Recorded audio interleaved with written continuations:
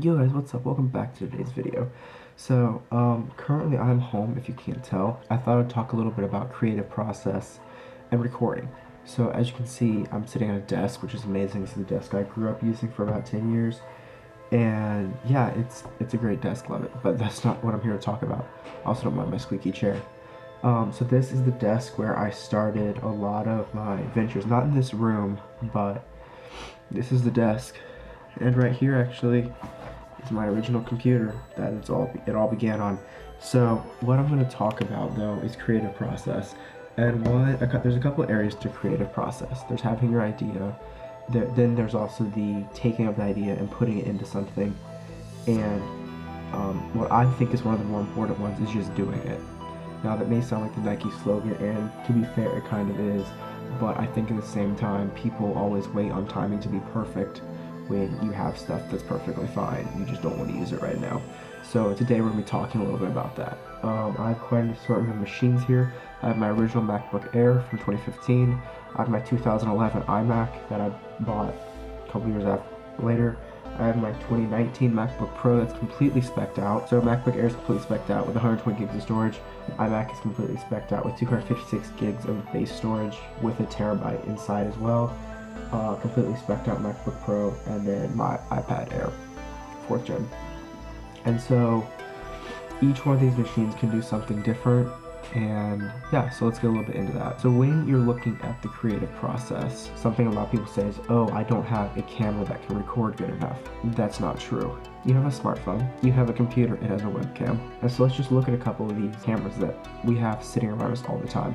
So first, on my iMac camera, I'm gonna pull up this one's webcam. This is a rather dated computer at this point, and so it does not have the amazing, HDR and the like that computers have these days. In fact, it's actually fairly crummy.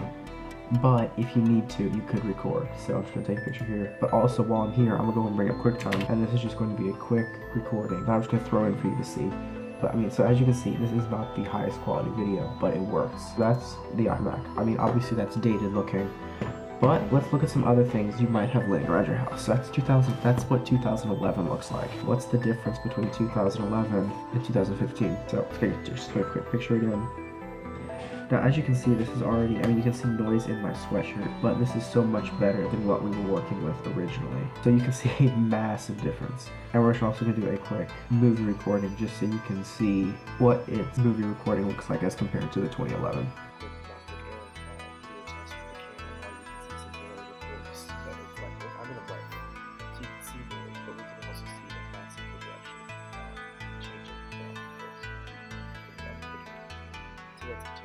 So that's the 2011. Pull up the 2019, but you can hear the keyboard difference also between the 2015, listen to this, and the 2019. And this is after they redid the whole keyboard and all that. Let's take our quick picture here. So this is actually interesting because if we look at these two images from the 2015 and the 2019, the 2015 looks wildly better. Now why is that? Well, I don't know actually.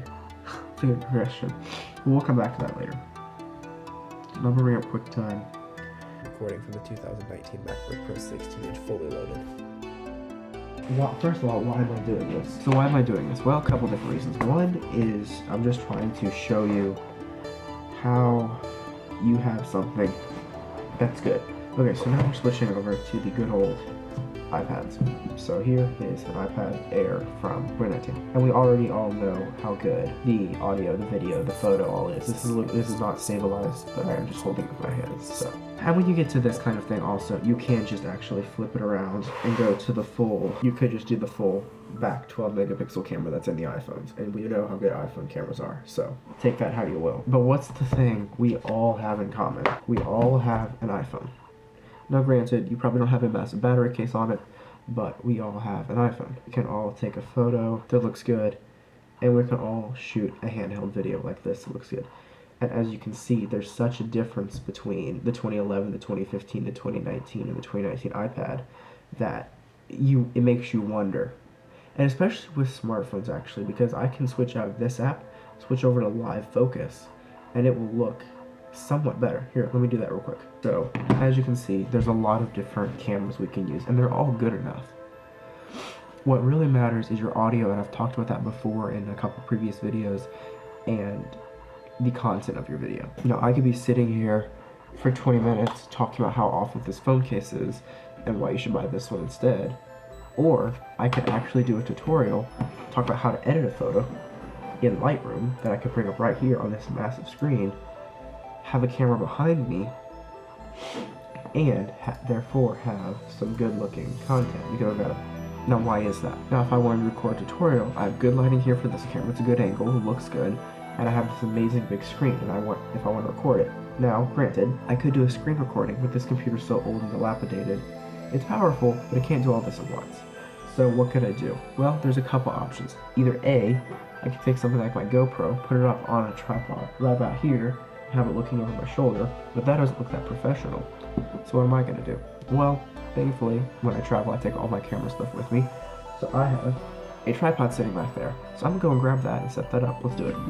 Now, this may seem like a lot to do, but if you're looking for a video like this, it's so much better to have a secondary camera set up instead of just like holding your phone and being like, okay, so if we look at what I'm doing here, I mean, how much easier for you to watch?